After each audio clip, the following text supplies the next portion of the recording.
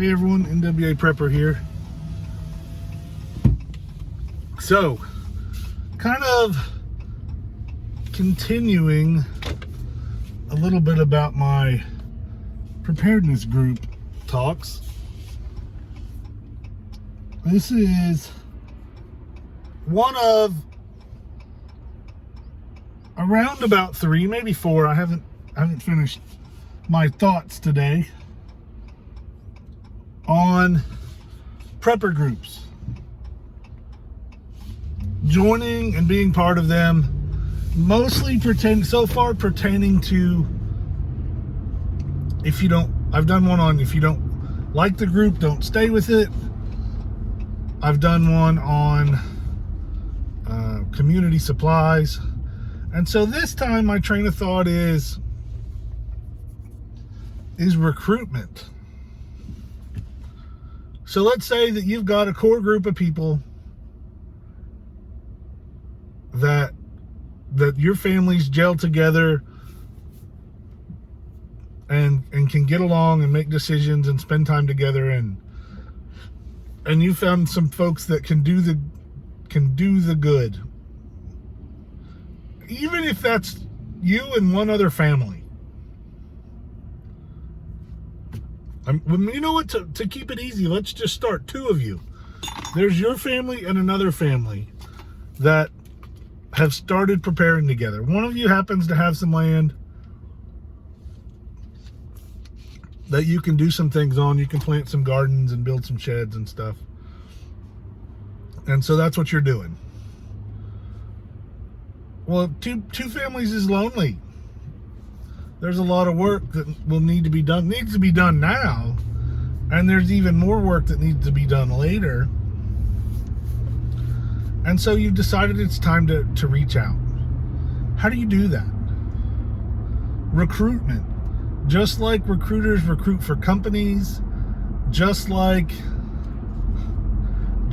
recruiters recruit for the military, just like recruiters recruit for the militia, just like recruiters recruit to work at Walmart.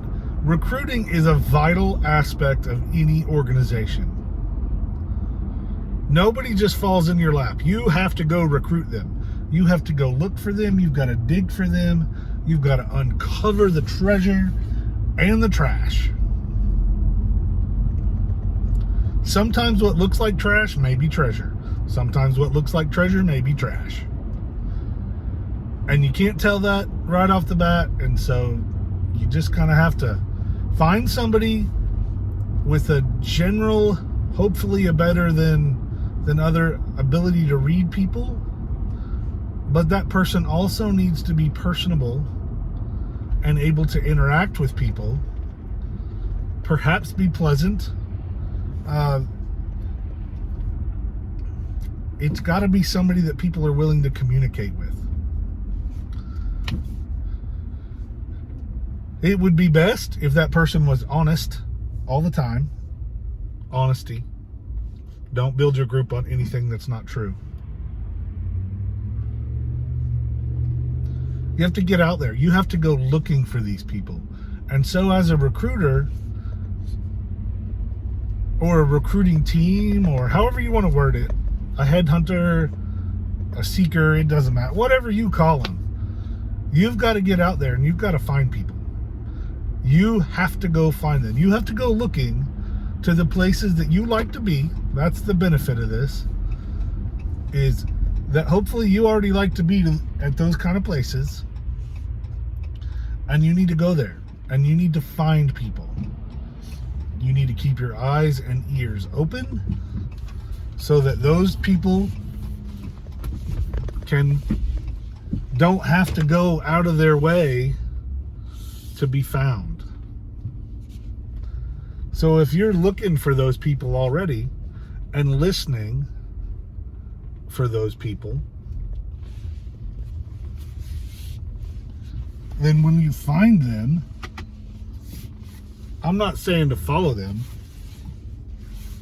but have a card, have some information that you can give them. You know, if you have a preparedness group or a shooter group, put a card on the window.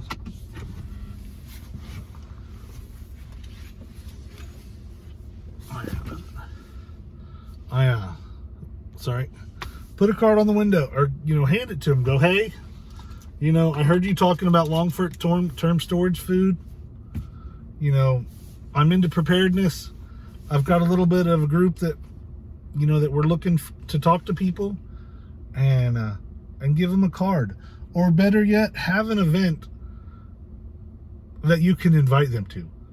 And I'm talking about like a neutral ground, nowhere near your bug out location, nowhere near your training grounds, at the public library, at the community center, somewhere where they're going to feel comfortable and you're going to feel comfortable, and you can get together and you can have a class on water purification and boots. And you invite them, they come up, and that's a whole other thing, an event. You have some kind of an open to everyone event that no matter if they walk in and they're involved in preparedness or they're involved in hiking or not, then they're going to learn something. They're going to meet new people, and they'll either exchange contact information or they won't. Those are the events that you stay focused so that you can watch for people and interact with people and find people that you may want to invite for coffee afterwards. Other places you can find these folks, you want the people that do the same things you do. So if you like going to pawn shops and gun stores, then that's where you keep your ears and eyes open. Don't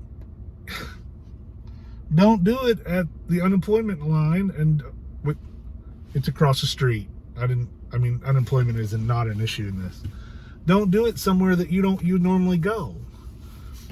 Don't do it and it's not unemployment, it's a temporary staffing agency. So there you go. Don't go to a bicycle shop looking for preppers if you're not a bicyclist.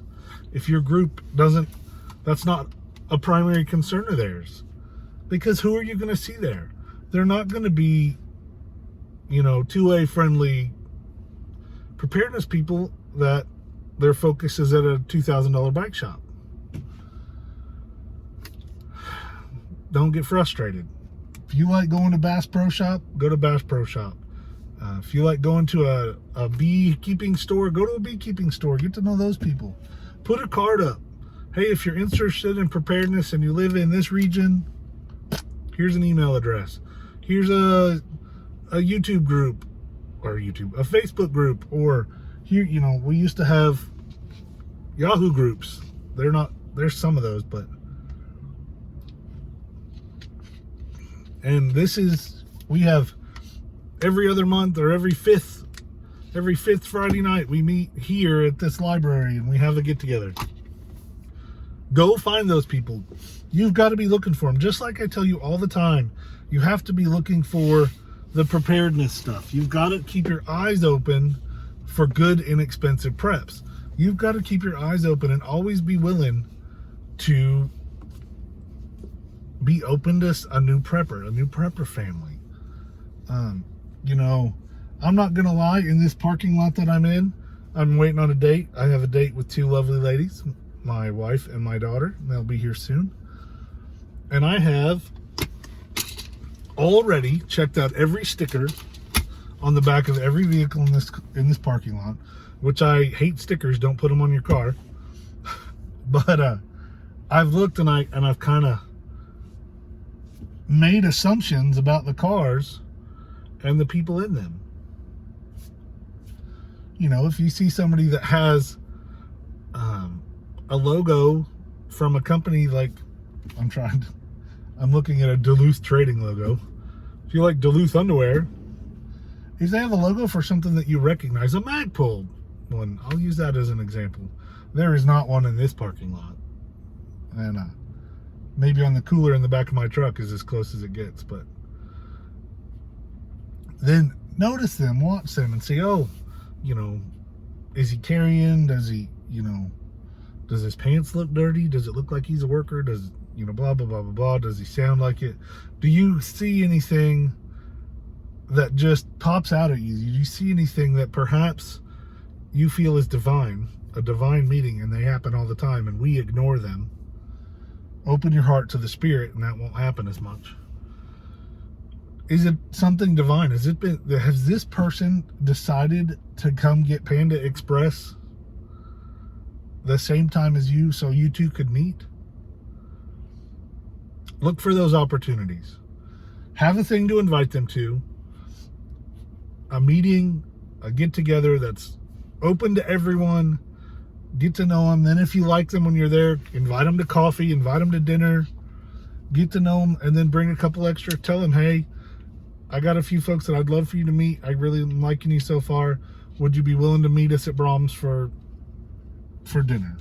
I say Brahms because it's a little more close to me. I mean, that's how you do it. You put yourself out there. Being a recruiter is hard. You get pressure from your group that, hey, you're not bringing enough good people in. You get pressure from your group that, hey, this guy you brought in is a douchebag.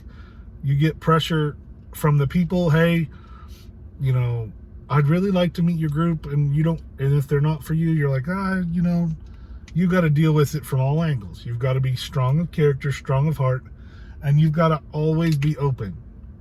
The quiet guy in the back doesn't mean he's a lone wolf. It may mean that he's trying to size up for people that he can trust. You don't know if you can trust people sometimes for a long time. Being a recruiter can suck, but it can be really rewarding. And when my friends, they're my core group for a reason. All of them, save one, all of them but one, I have met through preparedness circles, trying to recruit people, to find people that I wanted to build a group around or with, or bring into someone else's group, which I'm kind of the recruiter for another group. I am. I have been replaced by somebody much better, so really I guess I'm not.